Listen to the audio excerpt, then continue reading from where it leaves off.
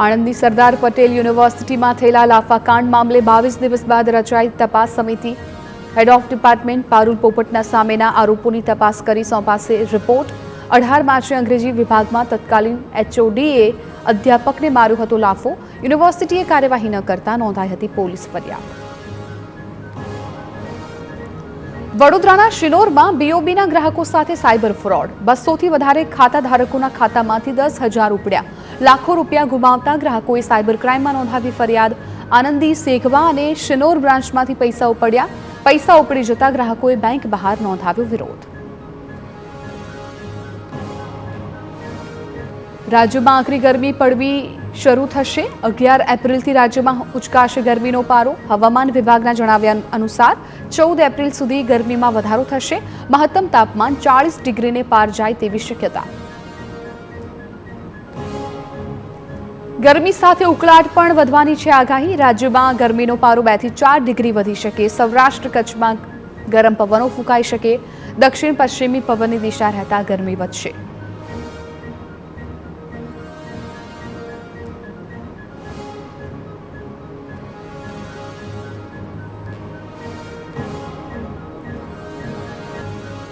તો માવઠા બાદ હવે ગુજરાતમાં વધશે ગરમીનો પ્રકોપ. તાપમાન 46 ડિગ્રી સુધી પહોંચવાની શક્યતા. હવામાન નિષ્ણાંત અંબાલાલ પટેલે કરી આગાહી. 14 થી 20 એપ્રિલ દરમિયાન ગરમીમાં નોંધપાત્ર વધારો થશે. અનેક શહેરોમાં તાપમાન 40 ડિગ્રીને પાર જઈ શકે. ઉત્તર અને મધ્ય ગુજરાતમાં ગરમીનો પ્રભાવ વધુ રહેશે, જ્યારે દક્ષિણ ગુજરાત અને સૌરાષ્ટ્રમાં પણ તાપમાન ઊંચું રહેવાની સંભાવના. ગીર સોમનાથમાં આ વર્ષે કેરીનું ઉત્પાદન 50% જેટલું ઘટવાની શક્યતા. ઉત્પાદન ઘટતા કેરી ઉત્પાદક ખેડૂતો ચિંતિત. ખેડૂતોએ કહ્યું, સતત પ્રતિકૂળ હવામાન અને ગ્લોબલ વોર્મિંગને કારણે કેસર કેરીના પાક પર ગંભીર અસર. ઘણા બગીચાઓમાં પાક ઓછો જોવા મળે છે. ગીર સોમનાથના કોડીનારમાં સિઝન પૂર્ણ થતા કોડીનાર શુગર મિલ આવતા વર્ષ માટે બંધ કરવામાં આવી.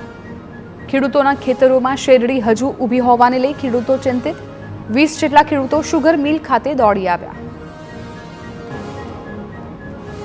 સ્થાનિક સ્વરાજની ચૂંટણી માટે ભાજપની પહેલી યાદી જાહેર. સુરેન્દ્રનગર મહાનગરપાલિકાના ભાજપના ઉમેદવારના નામ જાહેર કરાયા. 13 વોર્ડના 52 નામની થઈ ઘોષણા. તો અરવલ્લી જિલ્લા પંચાયતના 30 બેઠકના નામ જાહેર. મોડાસા તાલુકા પંચાયત અને ભીલોડા તાલુકા પંચાયતના 20 નામની જાહેરાત. જ્યારે બાયડ તેમજ ધનસુરા તાલુકાઓના 18 નામ જાહેર કરાયા.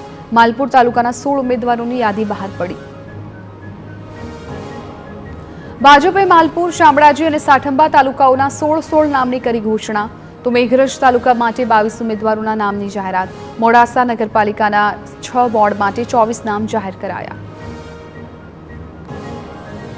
સુરતમાં સ્થાનિક સ્વરાજની ચૂંટણીમાં કોંગ્રેસની સ્થિતિ દયનીય. સુરતના ઘણા કોંગ્રેસના નેતાઓનો ચૂંટણીથી દૂર રહેવાનો નિર્ણય. ભૂતકાળમાં જીતેલા કોંગ્રેસ કોર્પોરેટરોનો પણ ચૂંટણી ન લડવાનો નિર્ણય. વર્તમાન શહેર પ્રમુખની કામગીરીથી કોંગ્રેસ નેતાઓમાં અસંતોષ. વિપુલ ઉધનાવાલાથી અસંતોષથી પીઢ ગણાતા નેતાઓ અળગા. દિગ્ગજ નેતાઓ શહેર પ્રમુખના ફોન ઉપાડવાના પણ બંધ કર્યા. મનપામાં જે કોંગ્રેસના નેતાઓ જીતી શકે તેવા તેમની જ લડવાનીના. માત્ર મુસ્લિમ વસ્તી ધરાવતા વોર્ડમાં જ કોંગ્રેસમાં ટિકિટ મેળવવા લોબિંગ. 30માંથી કેટલાક વોર્ડમાં કોંગ્રેસને યોગ્ય ઉમેદવારો પણ ન મળ્યા. ખેડામાં સ્થાનિક સ્વરાજની ચૂંટણી સમયે કઠલાલ ભાજપમાં ગાબડું. કઠલાલ તાલુકાના 200 જેટલા હોદ્દેદારોની ભાજપને તિલાંજલિ. ભાજપના 200 જેટલા હોદ્દેદારોએ કોંગ્રેસનો ખેસ ધારણ કર્યો. તાલુકા યુવા પ્રમુખ, ઉપપ્રમુખ, તાલુકા પંચાયતના સભ્યો કોંગ્રેસમાં જોડાયા. ચૂંટણીના ઉમેદવારો જાહેર કરવામાં આપનું ભોપાળું. આમ આદમી પાર્ટીએ ભાજપ કાર્યકર્તાને જ આપી ટિકિટ. વિરમગામ તાલુકાની ઓગણ બેઠક પર ભાજપ કાર્યકર્તાનું નામ જાહેર. મારે આપ સાથે કોઈ લેવા દેવા નથી. હું ભાજપનો સાથે જોડાયેલું છું. મેં ક્યારેય આપનો સંપર્ક નથી કર્યો.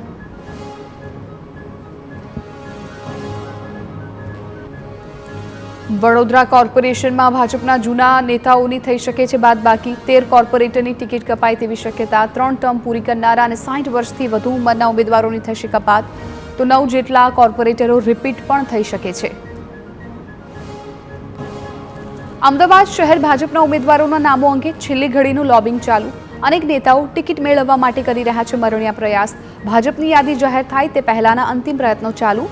ધારાસભ્યો અને ભાજપ નેતાઓ કરી રહ્યા છે લોબિંગ. તો કેટલાક નેતાઓ પોતાના પરિવારની ટિકિટ માટે કરી રહ્યા છે ભલામણ. સુરત મહાનગરપાલિકા ચૂંટણીમાં ભાજપના જૂના જોગીઓના પત્તા કપાઈ શકે છે. સુરતમાં અંદાજે 19 જેટલા કોર્પોરેટરને ટિકિટ ન મળે તેવી શક્યતા. 60 વર્ષથી વધુ ઉંમરના કારણે 13 કોર્પોરેટર પડતા મુકાઈ શકે છે. 3 ટર્મ પૂર્ણ કરનારા ભાજપના 6 કોર્પોરેટરને પણ ટિકિટ ન મળવાની શક્યતા. સુરતમાં ભાજપ કેટલા કોર્પોરેટરને કરી શકે છે રિપીટ? પૂર્વ મેયર દક્ષેશ માવાણી, સ્ટેન્ડિંગ કમિટીના પૂર્વ ચેરમેન રાજન પટેલ, હિમાંશુ રાઉત, બ્રજેશ ઉનડકડ, દિનેશ જોધાણી, હિમાંશુ રાઉત, નરેન્દ્ર પાટીલને ફરી તક મળી શકે છે. નેન્સી શાહ, કૃણાલ સેલર, જીતુ કાછડ, દિનેશ પુરોહિત, અશોક રાંદેરી પણ થઈ શકે છે રિપીટ. આમ આદમી પાર્ટીમાંથી ભાજપમાં આવનારા નેતાઓને પણ ટિકિટ મળવાની સંભાવના. આપમાંથી ભાજપમાં જોડનાર રૂતા ખેતી, વિપુલ મોવલિયાના ભાગ્ય ખુલે તેવી શક્યતા. અલ્પેશ કથિરિયાના પત્ની કાવ્ય કથિરિયા પણ છે ટિકિટના દાવેદાર. આમ આદમી પાર્ટી દ્વારા ઉમેદવારોનું 9મું લિસ્ટ જાહેર. આપ પ્રદેશ સંગઠન મહામંત્રી મનોજ સોરઠિયાનું નામ જાહેર. સુરત મનપાની ચૂંટણીમાં મનોજ સોરઠિયા પણ લડશે ચૂંટણી. સુરત મનપાના વોર્ડ નંબર 4માં મનોજ સોરઠિયા લડશે ચૂંટણી. આપ ઉમેદવાર કાર્યકર્તા સામે એફઆઈઆર મુદ્દે મનોજ સોરઠિયાના પ્રહાર. ચૂંટણી નજીક આવે એમ ભાજપની એફઆઈઆર નીતિ મજબૂત બનતી જાય છે. આજે પણ આપ ઉમેદવારો અને કાર્યકર્તાઓ પર થઈ એફઆઈઆર. ચૂંટણી સમયે આટલી એફઆઈઆરથી સ્પષ્ટ છે કે ભાજપ આપથી ડરે છે. રાજકોટમાં કોર્પોરેશનની ચૂંટણીમાં ભાજપ ઉમેદવારોનું કોકડું ગૂંચવાયું. આજે ફરી પાર્લામેન્ટરી બોર્ડમાં રાજકોટના નામોની ચર્ચા. કડક માપદંડ અને નેતાઓના લોબિંગને કારણે પસંદગીમાં વિલંબ. 60 વર્ષની વયમર્યાદા અને 3 ટર્મના નિયમથી પસંદગી પ્રક્રિયા જટિલ બની. રાજકોટના ધોરાજીમાં ભાજપમાં ભંગાણ પડ્યું. છાવડાવદર ગામ પંચાયતના સરપંચ અને ઉપસરપંચ કોંગ્રેસમાં જોડાયા. ભાજપના 50થી વધારે કાર્યકરોએ પણ પકડ્યો કોંગ્રેસનો હાથ. ધારાસભ્ય પાડલિયાને કોંગ્રેસના પૂર્વ ધારાસભ્ય લલિત વસોયાએ આપ્યો ઝટકો. વિકાસના કામો બાબતે અન્યાય અને કાર્યકરોની અવગણના થતી હોવાની ફરિયાદ.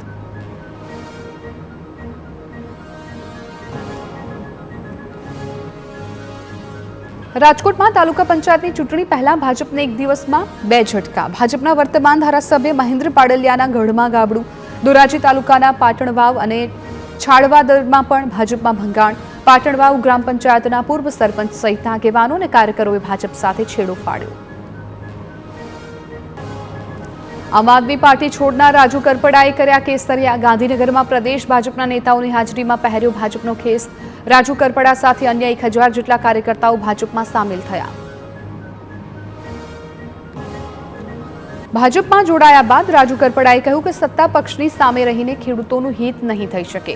ખેડૂતોને પીડાનું નિરાકરણ લાવવું હોય તો સત્તા પક્ષમાં રહેવું પડે. ખેડૂતોના હિત માટે હું ભાજપ સાથે જોડાયો છું.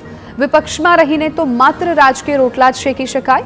5 વર્ષ મફતમાં ખોટી જગ્યાએ મહેનત કરી તેનું દુઃખ. જૂનાગઢમાં રાજુ કરપડાના ભાજપમાં જોડાવા મુદ્દે આપની પ્રતિક્રિયા. રાજુ કરપડા ભાજપમાં જોડાવાના હતા એ પહેલેથી જ નક્કી હતું. ખેડૂતોને હવે ખબર પડી જશે કે તેમના ખેડૂત નેતા કેટલા સ્વાર્થી છે. ભાજપમાં જતા પહેલા આપના નેતાઓ વિશે શું શું બોલવું એ પણ સ્ક્રિપ્ટેડ હતું. રાજુ કરપડાના ભાજપમાં પ્રવેશ મુદ્દે કોંગ્રેસના પ્રહાર. કહ્યું રાજુ કરપડાએ ખેડૂતો સાથે વિશ્વાસઘાત કર્યો. આપ ભાજપની બી ટીમ છે એ વાત સાબિત થઈ. ખેડૂતોના હિતની વાતો કરનારના સૂર બદલાઈ ગયા. પીસી બરંડા બાદ વધુ એક પૂર્વ આઈપીએસ અધિકારીનો રાજકારણમાં પ્રવેશ. પૂર્વ આઈપીએસ મનોજ નીનામા પણ ભાજપમાં જોડાઈ ગયા. મંત્રી પીસી બરંડાએ મનોજ નીનામાને ખેસ પહેરાવી સ્વાગત કર્યું. ચૂંટણીમાં ભાજપમાંથી ટિકિટ માટે કરી શકે દાવેદારી. વડોદરા જિલ્લા પંચાયતના સભ્યની ભાજપમાં ઘર વાપસી. કિરણસિંહ રાઠોડે 24 કલાકમાં 2 વખત કર્યો પક્ષપલટો. કોંગ્રેસમાં જોડાયા બાદ 24 કલાકમાં જ માર્યો યુટર્ન. ભાજપમાંથી રાજીનામું આપવાને પોતાની ભૂલ ગણાવી. કહ્યું કોંગ્રેસે મને ખોટા વાયદા કર્યા હતા. દેવભૂમિ દ્વારકામાં ભાજપના ગઢમાં પડ્યું મોટું કાબડું. કિસાન કોંગ્રેસ ચેરમેન પાલ આંબલિયાની આગેવાનીમાં અનેક દિગ્ગજ નેતાઓ કોંગ્રેસમાં જોડાયા. સતવારા સમાજના આગેવાન વિઠ્ઠલ સોનગરાએ પહેર્યો કોંગ્રેસનો ખેસ. જિલ્લા પંચાયતના સભ્ય છે વિઠ્ઠલ સોનગરા. જામનગર આપમાંથી ગુજસી ટોકના આરોપીએ ભર્યું ફોર્મ. ગુજસી ટોકના આરોપી અસલમ ખિલજીએ પોલીસ જાપ્તા સાથે ભર્યું ફોર્મ. વોર્ડ નંબર 12ના આપના ઉમેદવાર તરીકે અસલમ ખિલજીએ નોંધાવી ઉમેદવારી. વોર્ડ નંબર 12માંથી આપના 3 ઉમેદવારોએ ફોર્મ ભર્યા. ડાયમંડ સિટી સુરત હવે ઇલેક્શન ફેશન હબ બન્યું. દેશની કોઈપણ ચૂંટણી માટેનું મોટાભાગનું પ્રચાર સાહિત્ય સુરતથી પહોંચે છે. ગુજરાતમાં સ્થાનિક સ્વરાજની ચૂંટણીના અનુસંધાને સુરતમાં બની રહી છે બેનર, પોસ્ટર, કટઆઉટ, ટોપી, ઝંડા, ખેસ, મફલર, મંગળસૂત્ર અને ચેન સહિતની સામગ્રી. પીએમ મોદીની તસવીરવાળા ખેસના સૌથી વધારે ઓર્ડર્સ. અમદાવાદના નારોલ વિસ્તારમાં ચૂંટણીની પ્રચાર સામગ્રી બનાવતી ફેક્ટરીઓ દિવસ રાત ધમધમવા લાગી. રાજકીય પક્ષોના ઝંડા, ખેસ, બિલ્લા, ટોપી, ડાયરી, પેન તેમજ અન્ય સાહિત્યની માંગમાં ખૂબ વધારો. દરેક ફેક્ટરીમાંથી દિવસના અંદાજે 25,000 ઝંડાનું ઉત્પાદન. ઉનાળાને લીધે છત્રીઓ અને ટી શર્ટ, ટોપીની પણ માંગ વધી.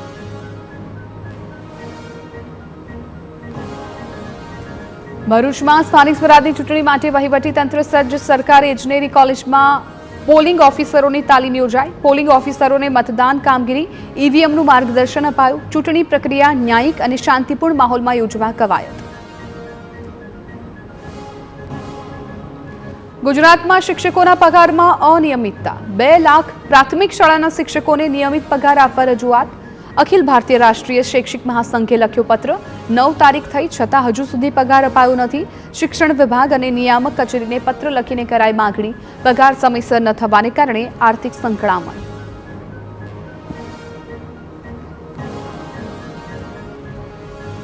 ગુજરાત, મધ્યપ્રદેશ અને મહારાષ્ટ્રની બોર્ડર પર આવેલા છોટાઉદેપુરના હફેશ્વર ગામના લોકો નહીં આપે મત. ગામમાં રસ્તા અને પુલ જેવી પ્રાથમિક સુવિધાઓ ન મળતા ચૂંટણીનો કરશે બહિષ્કાર. નદીને કારણે ગામ 2 ભાગમાં વહેંચાયું છે, જેને કારણે ગામનો બીજો ભાગ વિકાસથી છે વંચિત. લોકોએ રોડ નહીં તો વોટ નહીં સૂત્રનો કર્યો પ્રચાર. સુરતમાં કામરેજના પાલી ગામના રહીશોએ ચૂંટણીનો બહિષ્કાર કર્યો.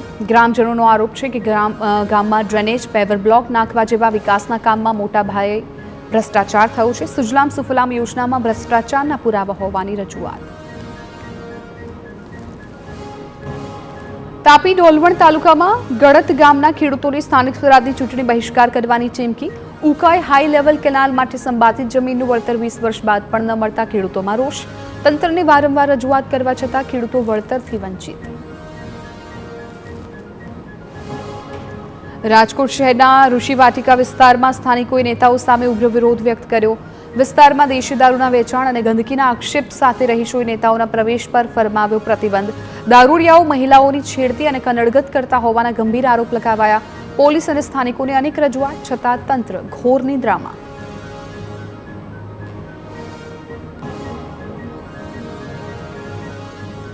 રાજકોટ જિલ્લાના ધોરાજી પંથકમાં ઉનાળાની શરૂઆતમાં જ પાણીનું સંકટ શરૂ થયું. મોટાભાગના ચેકડેમ અને તળાવો હાલ ખાલીખમ. ખેડૂતોના ઉનાળુ પાક પર વિઘ્નના વાદળો ઘેરાયા. આકરા તાપ વચ્ચે પાણીની અછત ઊભી થતા ખેડૂતો ચિંતિત. તાત્કાલિક નર્મદાના નીરથી તળાવ અને ચેકડેમ ભરવા ખેડૂતોની અપીલ. સિંચાઈ વિભાગે આપ્યું આશ્વાસન. પોરબંદરમાં 18 એપ્રિલથી મુંબઈની હવાઈ સેવા બંધ થવાની શક્યતા. અઠવાડિયામાં 2 દિવસ ચાલતી ફ્લાઇટ બંધ થાય તેવા એંધાણ. 18 એપ્રિલ બાદની તમામ ટિકિટ સસ્પેન્ડ કરાઈ હોવાના અહેવાલ. મુંબઈ સુધીની હવાઈ સેવા બંધ થાય તો પોરબંદરને થઈ શકે છે આર્થિક નુકસાન. ભરૂચના જાડેશ્વર વિસ્તારમાં ભર ઉનાળે ચોમાસા જેવા દ્રશ્યો. ઝનોર તરફથી આવતી મીઠા પાણીની લાઇનમાં ભંગાણ. આસપાસના ખેતર અને પાર્કિંગમાં ભરાયા પાણી.